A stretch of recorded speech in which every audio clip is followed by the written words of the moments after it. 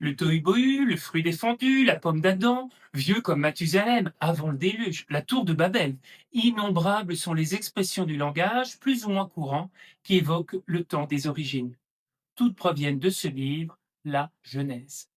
C'est la première partie de ce que l'on appelle le Pentateuque, les 5 premiers livres des Écritures saintes hébraïques et chrétiennes. L'Exode, le Lévitique, les Nombres et le Deutéronome, et donc de toute la Bible. La Genèse est un récit de fondation. Dans la tradition hébraïque, le livre est désigné par son premier mot, Bereshit, c'est-à-dire dans ou au moyen de la tête ou des racines ou du principe, souvent simplifié comme au commencement. La Septante, traduction de la Bible en grec par les Juifs égyptiens, nomme notre livre d'après son contenu, Genesis, origine, naissance, donc livre qui raconte les origines du monde. Le nom a été translittéré en latin, puis en français. Tout au long de ce texte seuil qu'est la Genèse, à l'orée de toutes les Écritures, nous sont livrées des clés indispensables pour entendre la voix de Dieu dans tout ce qui suivra. Texte seuil. On doit cette notion au théoricien français Gérard Genette. Elle désigne les premières et les dernières pages d'une œuvre littéraire, en particulier un récit. Ce sont en quelque sorte les portes d'entrée et de sortie du livre. Ces textes seuls sont importants parce que c'est là que les auteurs donnent des clés au lecteur pour comprendre l'ensemble du livre qui va suivre. La Bible est un ensemble de livres qui pourraient sembler disparates et qui le sont à bien des égards. Date, genre littéraire, rapport à l'historicité très divers. Mais elle est traditionnellement reçue comme un tout, un seul grand livre, unifié par la mystérieuse, puissante voix divine, qui trouve à se faire entendre dans toutes les voix humaines de la polyphonie biblique. Au seuil de la Bible, la Genèse pose des fondations si profondes qu'elles imprègnent tout ce qui la suit, et en particulier au cœur des Écritures, le Nouveau Testament. On peut dire qu'elle donne une grande partie du langage de toutes les Écritures, la manière dont le monde créé s'organise. Notre livre décrit ainsi la création du monde et de l'humanité par un Dieu unique, distinct de ses créatures, mais entrant en relation avec elles. Puis la répartition des peuples dans ce cosmos. C'est dans ce cadre que va se dérouler toute l'histoire sainte, l'histoire des hommes avec Dieu. Au fil des épisodes, la Genèse se déploie comme une vraie bibliothèque.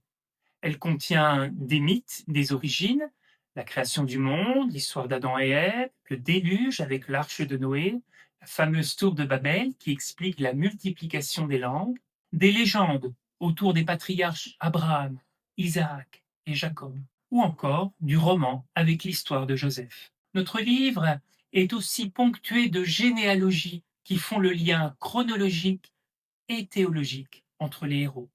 La Genèse est rythmée par des conclusions d'alliances. Une alliance implicite avec Adam, une avec Noé, enfin l'alliance avec Abraham, puis la famille d'Israël, Jacob. Mais aussi ce sont des bénédictions et des promesses. Après la chute, après le déluge, à chacun des patriarches, promesses qui se heurtent aux résistances ou aux initiatives humaines malencontreuses. Ainsi, en ouvrant la Bible par un récit des origines, la Genèse ne raconte pas seulement le commencement du monde, elle propose une manière de comprendre l'histoire humaine elle-même comme une histoire de promesses, de rupture et de recommencement. Promesse et alliance sont des mots-clés pour toute la Bible. Dieu fait alliance avec les hommes, c'est-à-dire qu'il s'engage lui-même.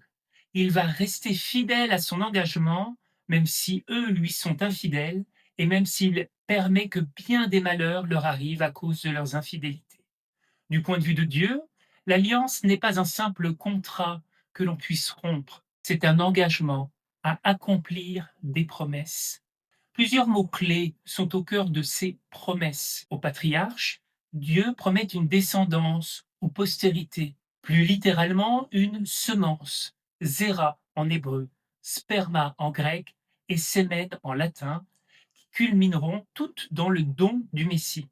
Pour que cette semence porte fruit, Dieu promet aussi une bonne terre, à Aretz à Tova, la terre promise comme sacrement de l'alliance. Le Dieu de la promesse invite à la vie un peuple réuni en un lieu, l'invite à porter du fruit et à croître en étant fidèle à l'alliance de la création. Enfin, et peut-être surtout, la Genèse pose des fondations si profondes qu'elles imprègnent tout le reste de la Bible. Les auteurs du Nouveau Testament y ont puisé des modèles narratifs, ce que l'on appelle des types, c'est-à-dire des figures qui annoncent ou éclairent des réalités futures.